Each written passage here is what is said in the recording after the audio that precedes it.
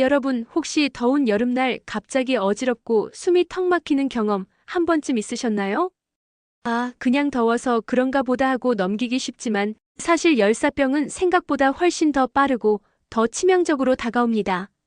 단순히 땀이 많이 나고 조금 지치는 정도가 아니라 우리 몸의 체온 조절 시스템이 무너지면 심장에도 심각한 이상이 생길 수 있다는 사실 알고 계셨나요? 오늘 이 영상에서는 열사병이 왜 무서운지, 심장에는 어떤 영향을 주는지, 그리고 정말 내 생명을 지키기 위해 꼭 알아야 할 체온 관리법까지 하나하나 자세히 알려드릴 겁니다. 끝까지 집중해서 보시고 오늘부터 바로 실천해보세요. 자, 그럼 본격적으로 열사병이 뭔지부터 짚고 넘어가겠습니다. 많은 분들이 열사병과 일사병을 헷갈려 하시는데요. 일사병은 주로 햇볕에 오래 노출되어 땀을 많이 흘리고 체온이 37도에서 39도 정도로 오르면서 어지럼증, 탈수, 근육경련 같은 증상이 나타나는 상태입니다. 반면 열사병은 훨씬 더 위중한 상황입니다. 체온이 40도 이상으로 치솟고 뇌, 심장, 간 같은 주요 장기가 손상되기 시작합니다. 특징적으로 땀이 더 이상 나지 않고 피부가 뜨겁고 건조해지며 의식이 혼미해지거나 경련, 실신까지 이어질 수 있습니다. 심할 경우에는 다발성 장기 부전으로 사망에 이를 수 있습니다. 실제로 한국, 일본, 미국 등 폭염이 잦은 나라에서는 매년 수백 수천 명이 열사병으로 목숨을 잃고 있습니다. 2023년 일본만 해도 폭염 사망자의 60% 이상이 열사병과 심혈관, 합병증이 원인이었다는 통계가 있을 정도입니다. 그렇다면 왜 여름철에 우리 몸은 체온 조절에 실패하게 될까요?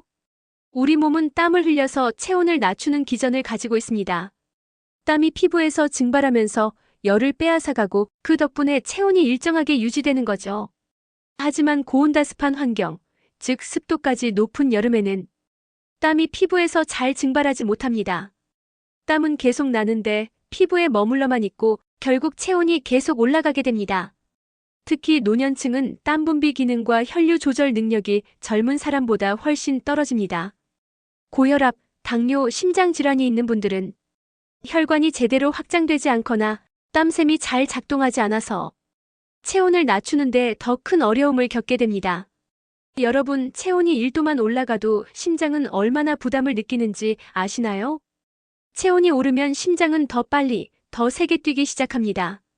1도 오를 때마다 심장 박동수가 분당 10회에서 15회씩 증가할 수 있습니다.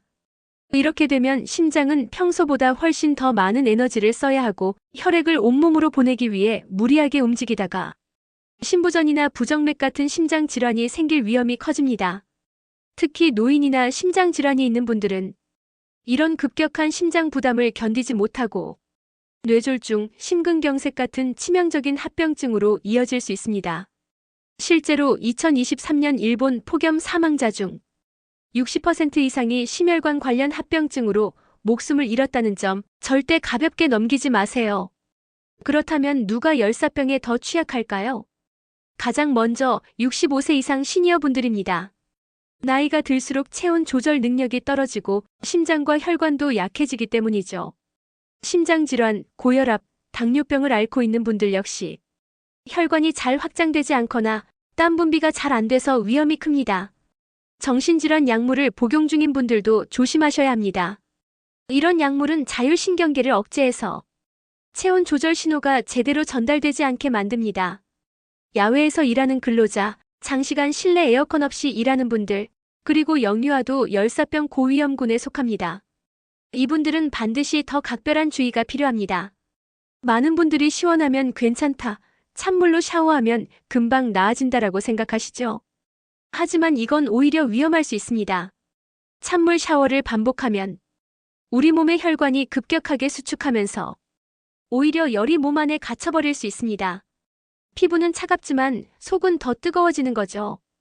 에어컨을 너무 세게 틀면 실내외 온도차가 커지고 심부 체온 조절이 불안정해집니다.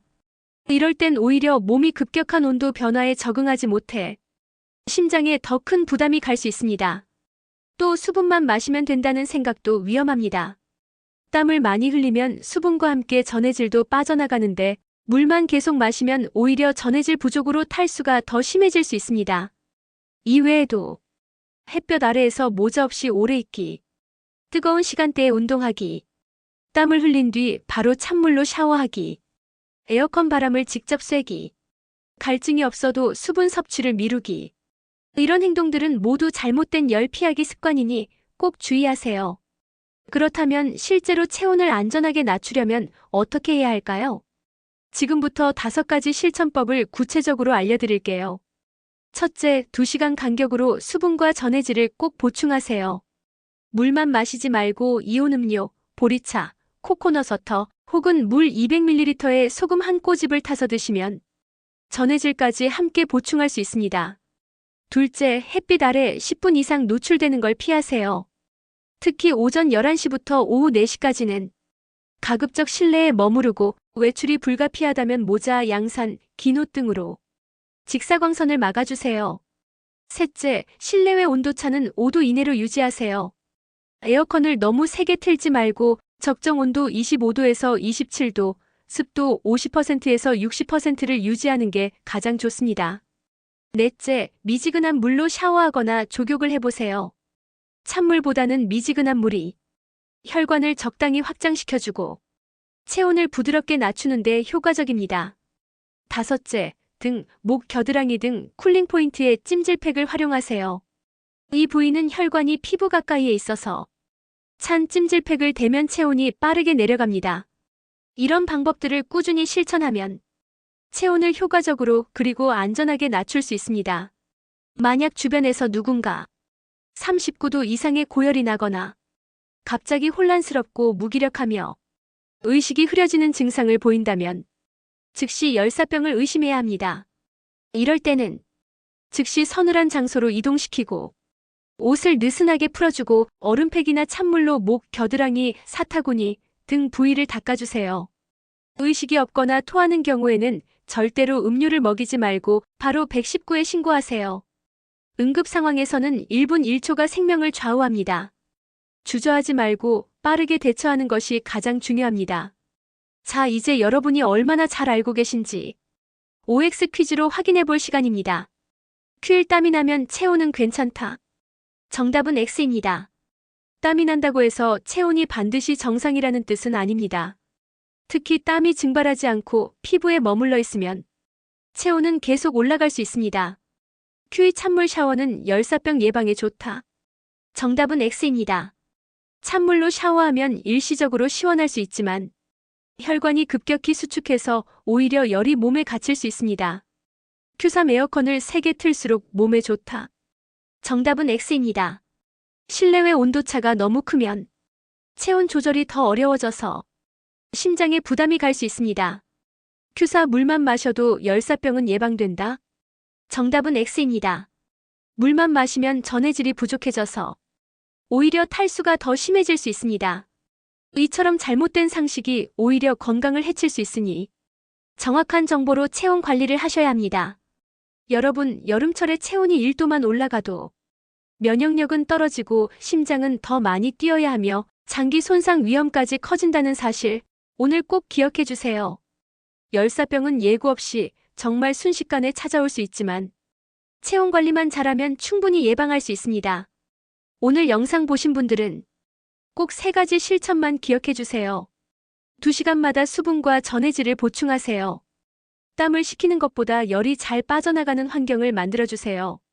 65세 이상이거나 심장질환 등 고위험군이라면 절대 무리하지 마세요.